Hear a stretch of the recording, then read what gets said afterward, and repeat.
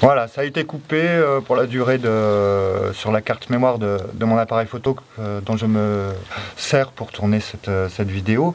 Donc on en a été à cette cession de droit de l'image des enfants qui bénéficie à Numéro 7 et Éric Langlois, et qui est un abus de confiance puisque il est écrit dessus que l'ensemble de l'exercice serait mis en conformité avec les lois. Or, le député Terrasse a demandé par la suite à la préfecture de l'Ardèche la possibilité pour son ami, donc le réalisateur Manuel Pradal, de régulariser l'emploi des enfants. La préfecture s'est adressée à la directe de l'Ardèche et la directe de l'Ardèche a répondu au député Terrasse que ce n'était pas possible, on ne peut pas régulariser le dossier. Malgré tout ça, j'ai porté plainte pour travail dissimulé. Le procureur de la République, M. Sénéchal, a classé sans suite en requalifiant ma plainte. J'ai porté plainte pour trafic d'influence, pour corruption morale, puisque c'est compromettre tout un village, des parents, dans du travail dissimulé d'enfants. Tout en étant validé par une figure de l'autorité qui est Pascal Terrasse. Et en fait, je me pose cette question, c'est aurait-on raison de mentir quand le tort est infligé à celui qui s'en révolte? Il me semble que c'est comme ça qu'on élit un bouc émissaire et que c'était mon rôle jusqu'à ce que je mette un coup de boule au député Terrasse et que je renverse un petit peu les choses comme ça. C'est un acte que je revendique comme étant insurrectionnel. Le droit le plus sacré, le plus indispensable des devoirs, selon la Déclaration des droits de l'homme de 1793, puisque le gouvernement viole la loi, viole les droits du peuple. Les enfants ont le droit de ne pas être exploités et ça part du principe, voilà, c'est on exploite pour de l'argent, tous les sacrifices sont bons. Donc c'est pour ça, je m'en suis pris au député Terrasse pour sa fonction en tant que responsable de la protection de l'enfance. Il n'a pas tenu son rôle et il m'a informé en sortant d'un...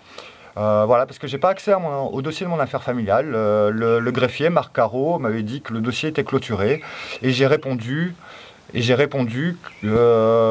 que vous êtes vous aussi une enflure de franc-maçon? Et j'ai été condamné illégalement de la prison pour ça. Et en sortant du procès, qui était un véritable guet-apens, il y a Scott qui en a témoigné sur une vidéo de ma chaîne.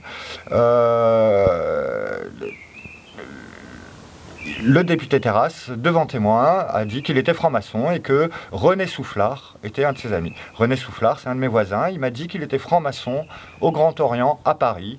Et je crois que c'est un haut degré. Et que c'est lui qui a un peu manigancé ça. Alors pourquoi avoir manigancé un petit peu ce piège, ce complot?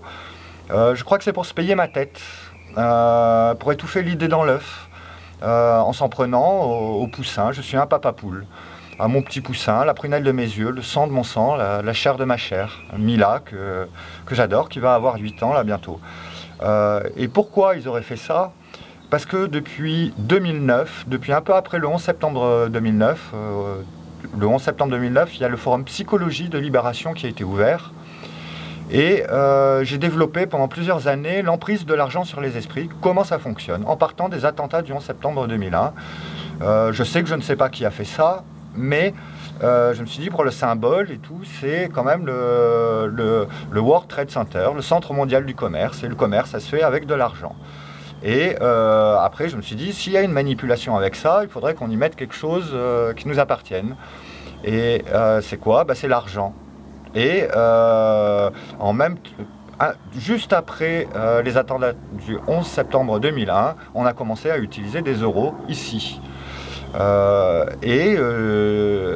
Pendant ces années de débat sur le forum Psychologie, je me suis questionné sur l'argent. Et j'en suis arrivé à cette constatation, c'est que l'argent est roi, la dette souveraine, les peuples déchus, très déchus. Nous ne sommes pas du tout en démocratie, c'est une mascarade, nous sommes en plutocratie.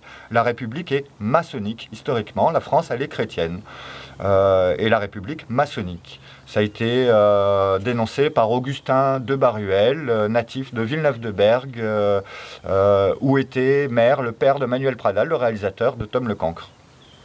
Il n'y a pas de hasard. Et ici, à Saint-Montan, l'ermite Montanus a prédit la naissance de l'évêque Rémi de Reims, qui a couronné le premier roi de France.